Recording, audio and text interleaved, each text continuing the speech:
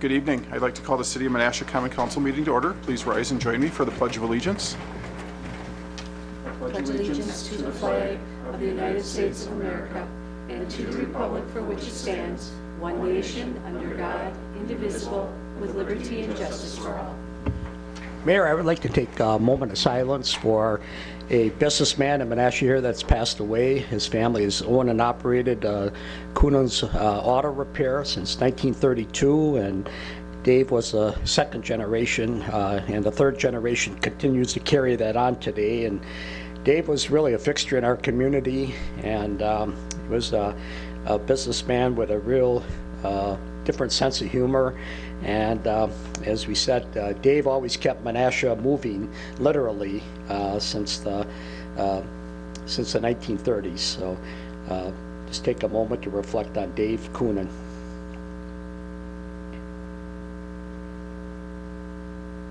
Thank you. First item on the agenda this evening is the roll call. Do we have roll? Alderman Spencer. Alderman Nichols. Here. Alderman Taylor. Here. Alderman Kraut-Kramer. Here. Alderman Keehan. Here. Alderman Zielinski. Here. Alderman Benner and Collier have been excused. Item D is public hearings. We have two public hearings. Director Buck, could you please give us some background on these? Sure. Well, the first public hearing is proposed rezoning of property located at 500, 502, 510, 512, 520 to 522, 530 to 532 Valley Road, 2623, 2625 Palisades Drive, from the R2 two-family residence district to the R2A multifamily zero lot line residence district. This is basically rezoning for a 6-parcel area. One parcel had previously been rezoned, allowing, these are all developed lots right now with duplexes. It would provide the ability for property owners to divide those into zero lot line lots, which could provide ownership for each lot rather than the duplex owned on one lot. And the second public hearing is amendment to the zoning code, Title 13, Chapter 1, Section 13152, Code of Ordinance for storage and parking of recreational vehicles. And this is really just a cleanup amendment to include definitions for all-terrain vehicles and snowmobiles within the code that are not listed currently under recreational vehicles. So being that there's no one from the public here tonight, we'll call both public hearings to a close. And item E is public comments on any matter of concern to the city. Again, there's no one from the public here this evening. So we'll move on to the report of department heads, staff, and consultants. We have Ryan Roth here this evening from Habitat for Humanity, and he's here to tell us a little bit about the program that we just got through with Rock the Block last week. Great, thank you, Mayor Marcus. Just going to make sure this thing is on. There we go. All right. Yeah, my name is Ryan Roth from Habitat for Humanity. Thank you all for giving me the opportunity to come in here and share with you the great work that's been happening in your city.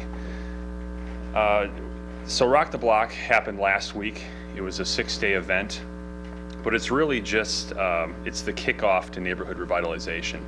It is what we did isn't over in those 6 days. We have home repair projects that will be ongoing for months and years to come. We did a rehab property that you might have noticed over on Broad Street. We'll be doing more of those in the years to come, as well as we're going to do 2 new home constructions in that Jefferson Park neighborhood. We have two lots within that neighborhood we'll be building beginning next year, as well as other lots we'll be moving on as well. So the work that we've done in that neighborhood is still ongoing. So what is Rock the Block? And I had the pleasure of speaking with most of you and passing that information on. I just wanted to reiterate one more time what it is, and also be very respectful of your time and your agenda here tonight. So I'm going to push through this pretty quick. So Rock the Block, as I try and advance this.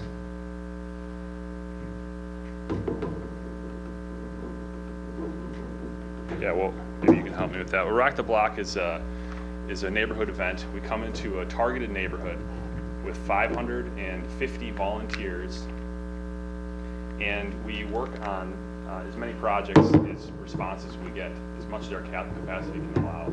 in this particular neighborhood, we had 31 projects that we worked on, which is an incredible amount of work, incredible amount of effort in that neighborhood. If it can go wrong, Yes. how does that go? I think Deb's gonna come around and try to get it to work. Oh, okay.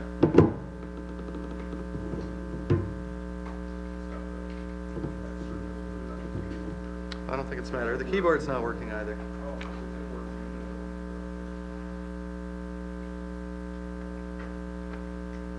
Well, I can still use our time here. We have rocket block. We do up to, oh, sure. We do up to $3,000 worth of work, exterior work on properties, and that includes porch repairs, siding, windows, removing trees, other vegetation, roof repairs, you name it. Exterior repairs is what we work on, and there's a significant value to the homeowner because our cost is primarily materials. So we're able to do an incredible amount of work for $3,000 worth of primarily materials on each house. For example, when you guys see the future pictures, we've done homes, replaced all the windows on an entire home for under $3,000. That's an incredible amount of work. We've removed windows with lead-based paint, safe remediation practices, which it can be costly, as well as install the windows for that cost. So we're taking care of a lot of issues with that in the neighborhood. I'm gonna just, while we're waiting, maybe I can just share with you guys a story I was telling Becky just a little bit ago. We have a mutual relationship in the neighborhood. Her name is Barb, and she was one of the project owners on Broad Street. Really, really neat lady. And she was telling me when I stopped by her house about a week ago, just to do final preparations for the week, she said, Ryan, I got to tell you a story. So I'm like, absolutely, what's that? She says, my mother, she passed away 4 years ago. But before she passed away, she had a conversation with me and my husband, Ron. She said, there's an inheritance coming. I have some extra money that I'd like to give to, Barb and Ron. And she said, what are you gonna use this money for, Barb? And Barb said, I want to replace my windows, and I have a couple other home repair things I want to take care of. So flash forward, her mother passed away, and life happened, and there wasn't any money left for the inheritance for Barb and her husband. So Barb's telling me she went over to the cemetery, and next to her mother's tombstone is a park bench, and she sits on that bench and she talks to her mother like she often does. So she goes there and talks about whatever's going on in her life. And this particular time, a week ago, she said she talked about there's a lot of activity in the neighborhood. There's a lot of construction guys going around. There's a lot of work that's about to happen. And she said, and Mom, we're getting the windows. And it was a really special moment for me to hear and to see Barb's reaction and the emotion that she had been holding on to for so long, and to see that need met by the support of the city of Menasha, and the support of monetary support we have of many donors, as well as the volunteer support we received in this area. So it's pretty fantastic. Debating where I should go, but if it doesn't work in short order, I don't mean to hijack your whole meeting here, but So it was amazing that it worked, 3 minutes ago? yeah, that's right. It's been corrupted. But I guess if I could just reiterate,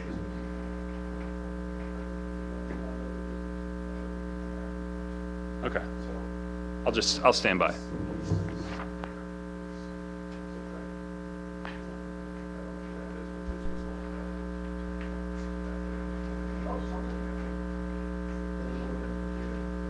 We get the technology to work, we'll come back to Ryan. So it never fails that it works 5 minutes before the meeting, and then it doesn't. The consent agenda, actually, the minutes and communications are the next item on the agenda. Do we have a motion to accept the minutes and communications? Alderman Taylor? Mr. Mayor, I'll make a motion to approve minutes, receive and approve the minutes A through I, and communications J. There's a motion and a second. Is there any discussion? I have a couple things, Mayor. On item I, the redevelopment authority, On item E, discussion items, on the back page, talks about there was a general consensus among the authority members to reject the proposal from North Point Development and continue work on acquiring 460 Annap Street, which is our Donnelly, the Obanta property. And I don't know if it was omitted, but was there any action taken on that? It did say that the general consensus was to reject. Was there a motion, or? Director Buck can comment on that. Well, it was not an action item, it was just a discussion item. The previous redevelopment authority meeting, developers from North Point Development came, brought the information with them, what they were proposing, and the RDA really didn't have time to react. So what we did as staff is brought that back, slightly modified, brought it back to the next RDA, but there was no real action on it. It was more of whether it was something that they really wanted to entertain. Was there a group that went down to look at some of their development in Waukesha from the city? Yeah, Oconomowoc. Oconomowoc? Who all went down from the city? Mayor, myself, Associate Planner Kevin Engelbert, and the Chair of the Redevelopment Authority. Okay. In the future, I think it would be, wise to at least have at least one alderman go down with you guys, and we get someone to talk to up here. So I would appreciate that if that in the future trips.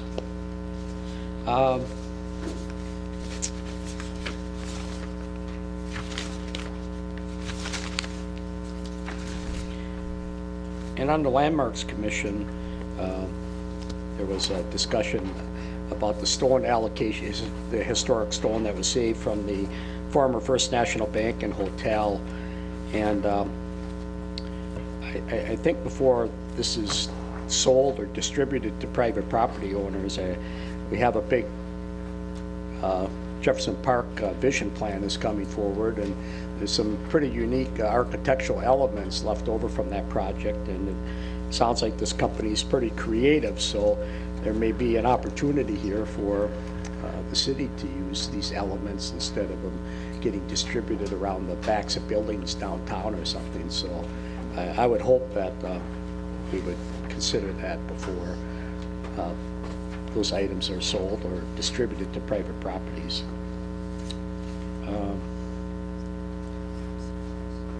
On the Park and Rec Board minutes, there was a discussion, and Mayor Merkus gave a brief summary of what the future may hold for the Donnelly site and how reopening the Lawson Canal to the main river channel will be incorporated into the trail project. I was just wondering, Mayor,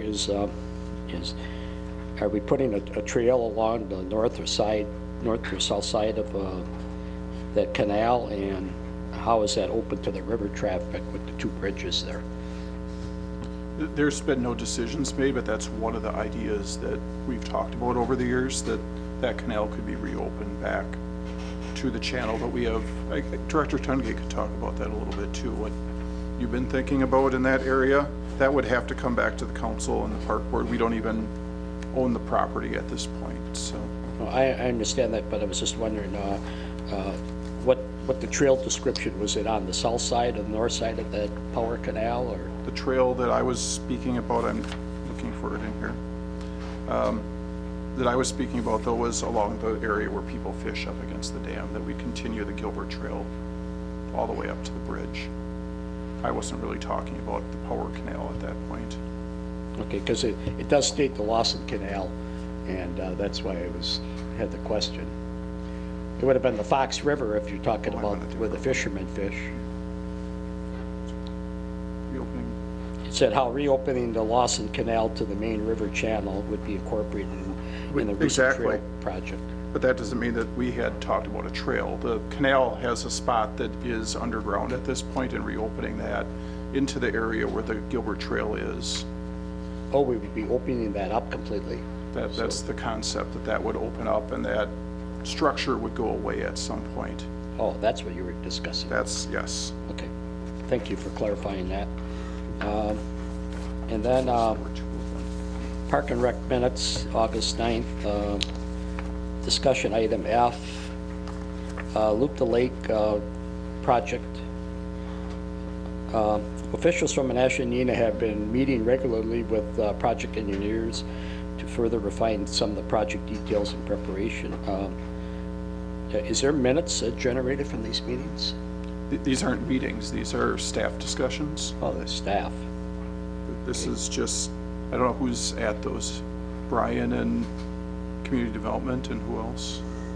Sometimes community development, but mainly folks from the Neenah Park and Rec, future Neenah, and myself, and when Mark Radke was around, he was there too. Okay.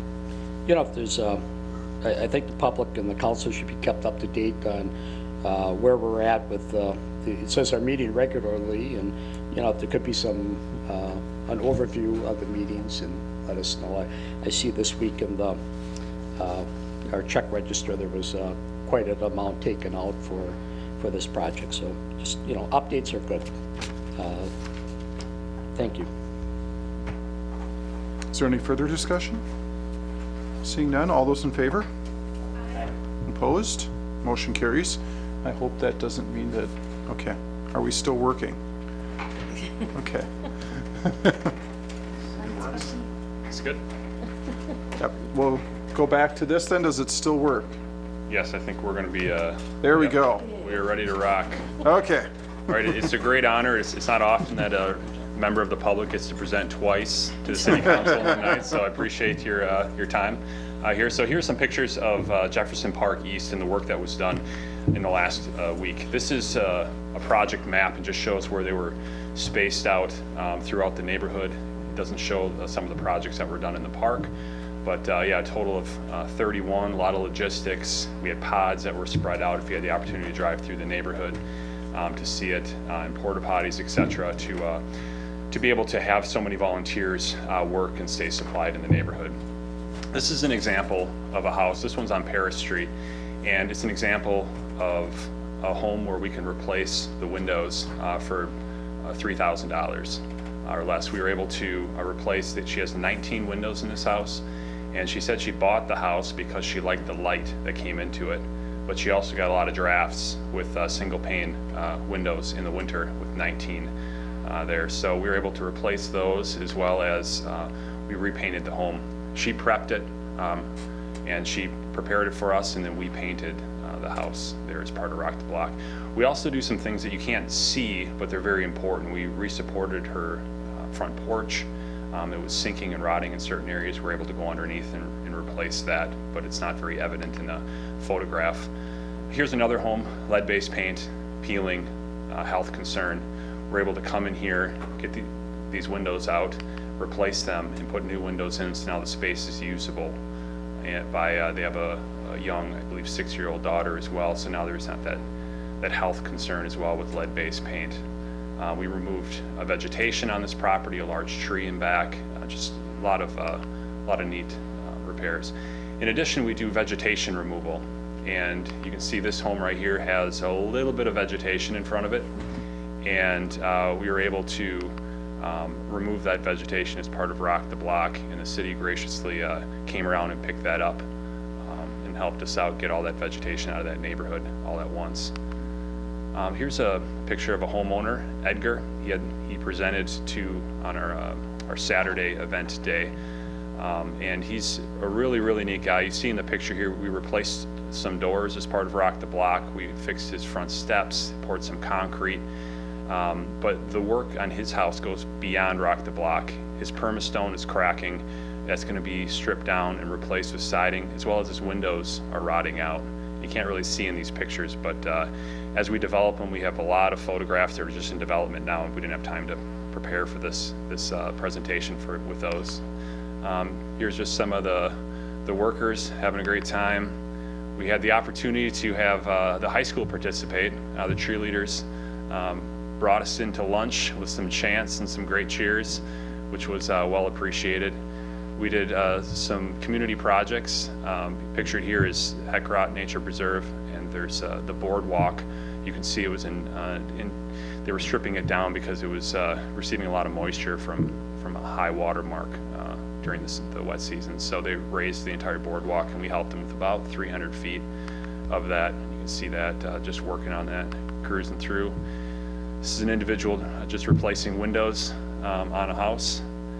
And one of our community projects, we worked in the Pocket Park, south side of De Pere Street, and restained this deck, just making it look good. The Neenah Menasha Fire Department, we identified 10 homes in the neighborhood that had inoperable smoke detectors, and in discussions with them, we were able to work with the fire department, and they installed those smoke detectors as part of Rock the Block, which is a pretty neat effort, and we're appreciative to work with them on that as well. The band came through on Saturday, the Menasha High School marching band, and some of the neighbors jumped in back and were saying "Go Blue Jays" all the way through the neighborhood. But it was a real nice community event. That's what we're trying to do, is bring people together, get them out of their houses, get to know each other, build a relationship so that they can know each other and they can solve problems together in the future. And here's one of my favorite memories from the week. The Jefferson Jaguars, the second graders, practiced a song, and it said, the words were, "We appreciate you," and they came out, they marched out into the group and they sang this song, and part of the song, it's like, "We appreciate you, you," and they all point to him, and all the volunteers felt really blessed. And then after they sang their song, they handed out thank you cards, and 3 of the kids in the picture here, their homes were the homes being worked on in the neighborhood. So it's really neat to have that inclusion. So that's just a quick run through of the work that was done. Like I said, what we did in that neighborhood didn't complete last Saturday. We have a lot more work to do. Like I said, home repair, new construction, rehabs. The work that we do in these neighborhoods goes on and on for years to come, because there's more revitalization that's required to get all our neighborhoods back the way we remember in the past. So I appreciate your time very much. And if you have any questions, if I have a minute, if not, whatever you think, Mayor. Does anyone have questions for Ryan? Before we go on, I'd just like to throw a thank you out to you guys, as well as Joe Whitert, for kind of organizing the celebration the night after. He put together something called Porchapalooza. There were 15 bands on front porches throughout the neighborhood that Saturday night, kind of celebrating the completion of this project, and the neighbors all were able to mingle and get to know each other, and I think it was a really neat way to end the project. So thank you for helping us with that, as well as Joe for organizing that. Does anyone have questions for Ryan as well? Are you going to get off easy? Looks like you're going to get off easy. The technology was the worst part. Thank you very much. Thanks again for Appreciate it. coming, and thanks for the work you did in the neighborhood.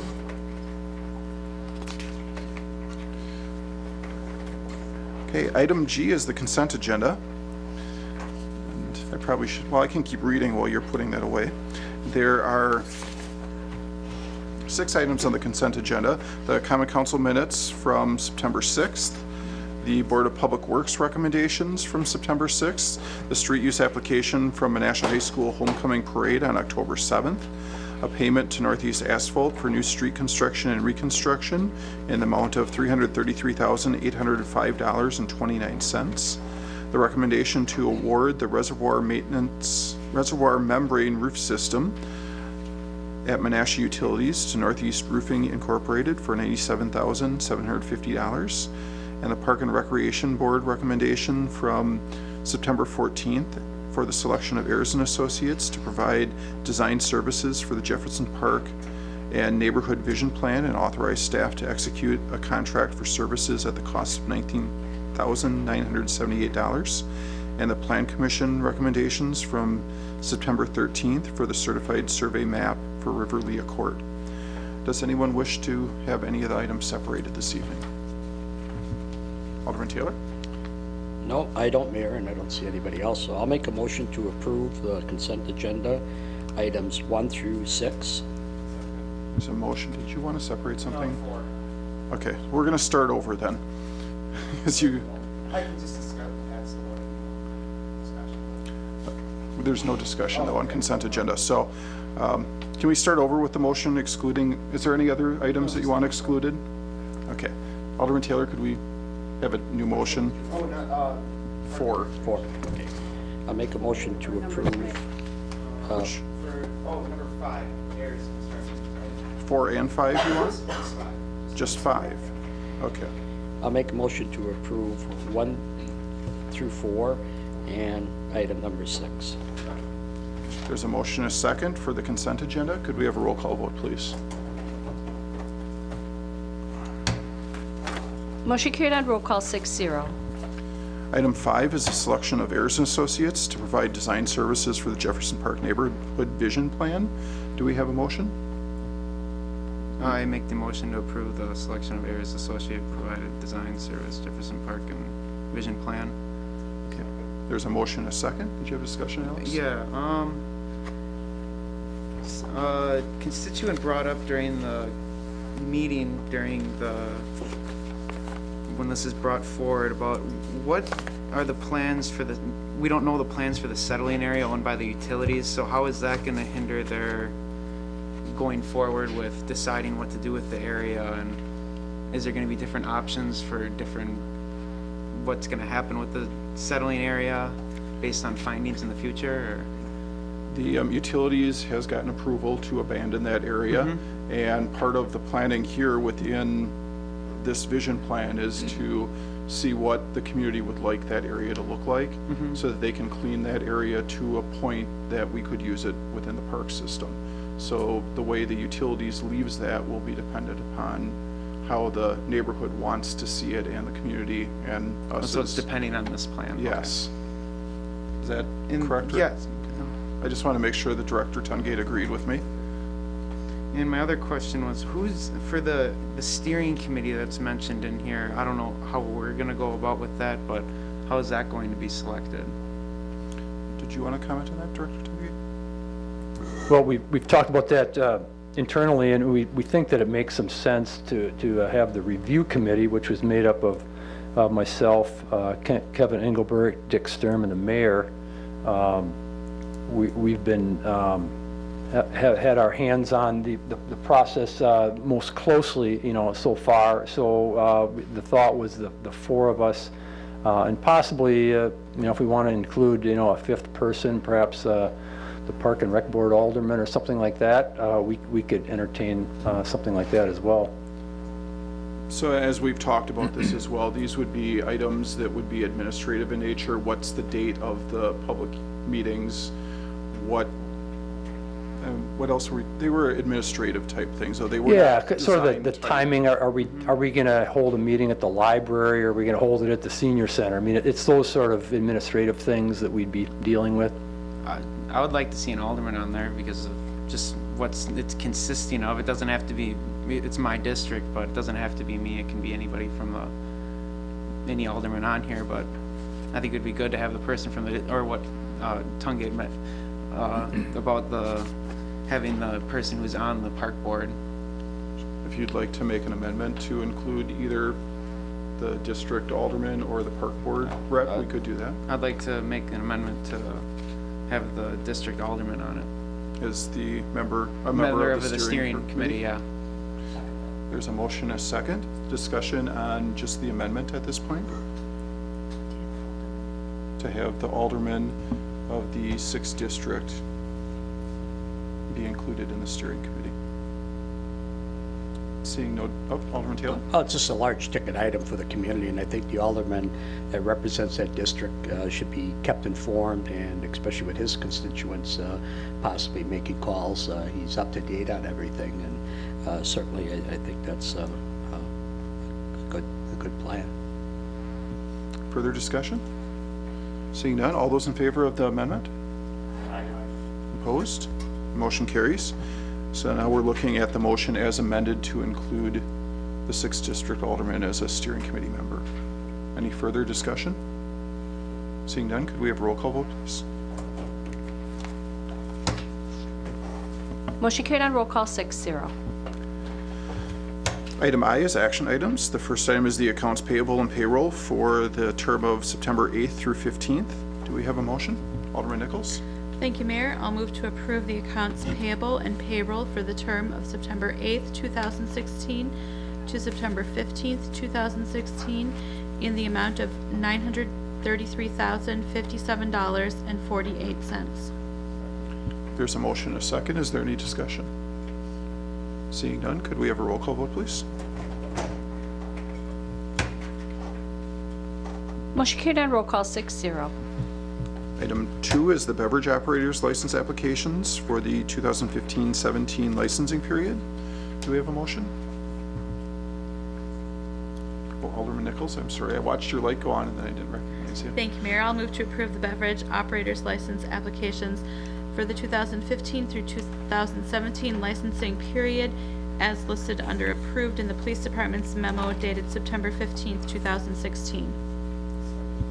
There's a motion, a second. Is there any discussion? Seeing none, could we have a roll call vote, please? Motion carried on roll call 6-0. Item K is ordinances and resolutions. The first item is ordinance 10 regarding restrictions on parking. Do we have a motion?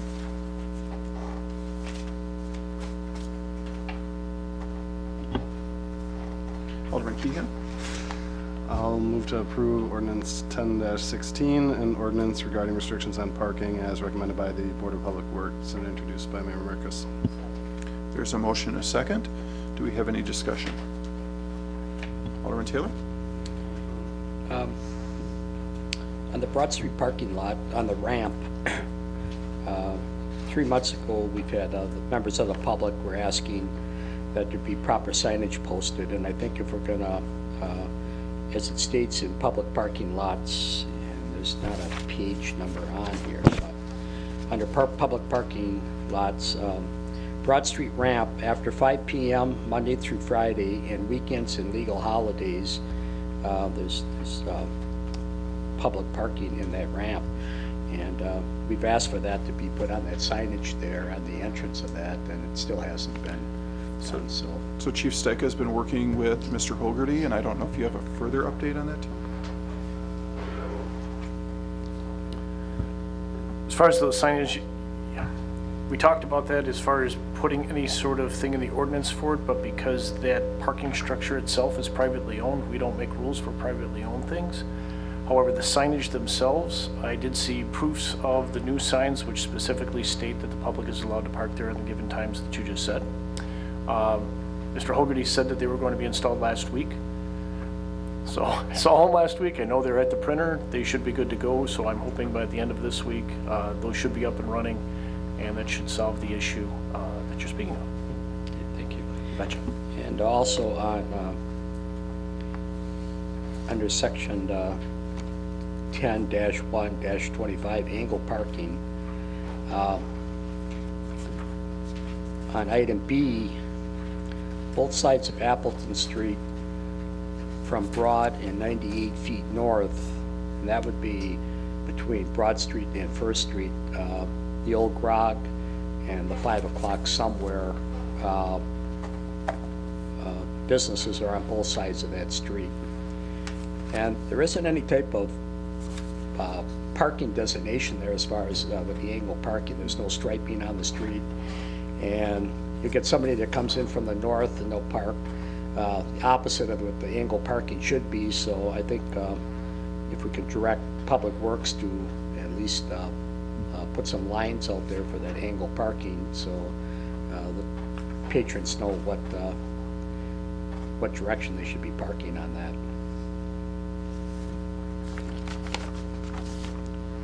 And that's all I had on parking. Any further discussion? Seeing none, could we have a roll call vote, please? Mayor, just one last thing.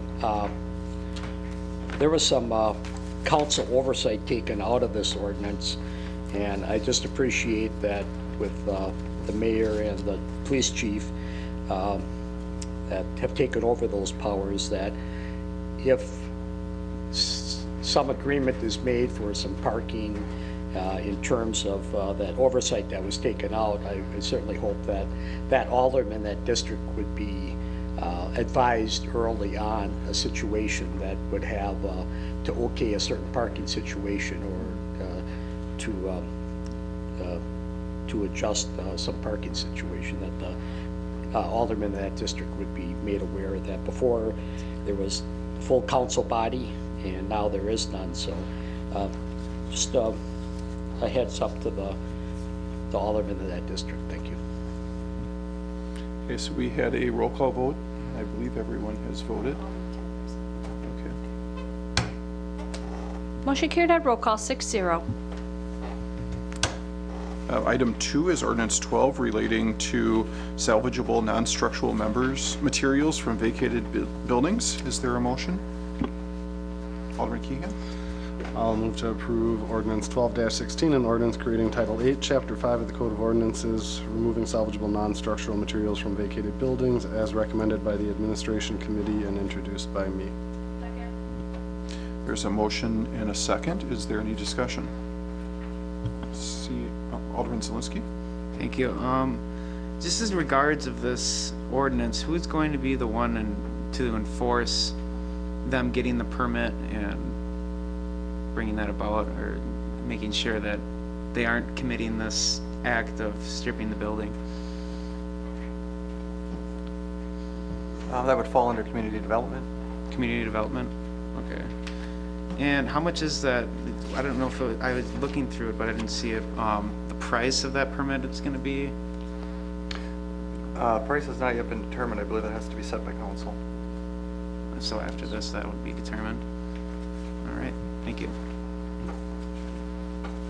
Seeing no other discussion, could we have a roll call vote, please? Motion carried on roll call 6-0. Item 3 is ordinance 13. It's a ordinance amending Title 13, making changes to the district rezoning areas on Valley Road and Palisades Drive. Do we have a motion? Alderman, we'll get this eventually. Alderman Kramer. I got one. Make a motion to approve ordinance 13-16, amending Title 13 by making certain changes to the district rezoning parcels 500, 502, 510 through 512, 520 through 522, and 530, 532 Valley Road, 2623 and 2625 Palisades Drive, parcels number 4-00919-03, 4-00919-02, 4-00919-06, and 4-0099619-05, and 4-00919-04 from R2 two-family residence district to R2A multifamily zero lot line resident district, as recommended by the Plan Commission, introduced by Mayor Merkes. There's a motion and a second. Is there any discussion?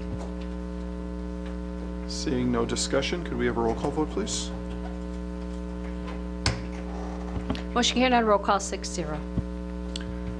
Item 4 is ordinance 14, and it's an ordinance amending Title 13 regarding the storage and parking of recreational vehicles. Do we have a motion?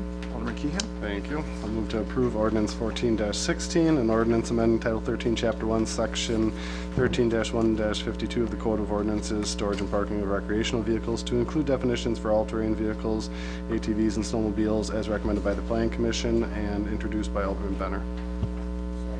There's a motion and a second. Is there any discussion? Seeing none, could we have a roll call vote, please? Motion carried on roll call 6-0. Item N is public comments on any matter listed on the agenda, and there's no one here from the public this evening. So we'll move on to recess to committees. Do we have a motion? Not everyone at once. Well, Alderman Nichols. I'll move that we recess to committees. There's a motion and a second. All those in favor? Opposed? We stand at recess. Thank you.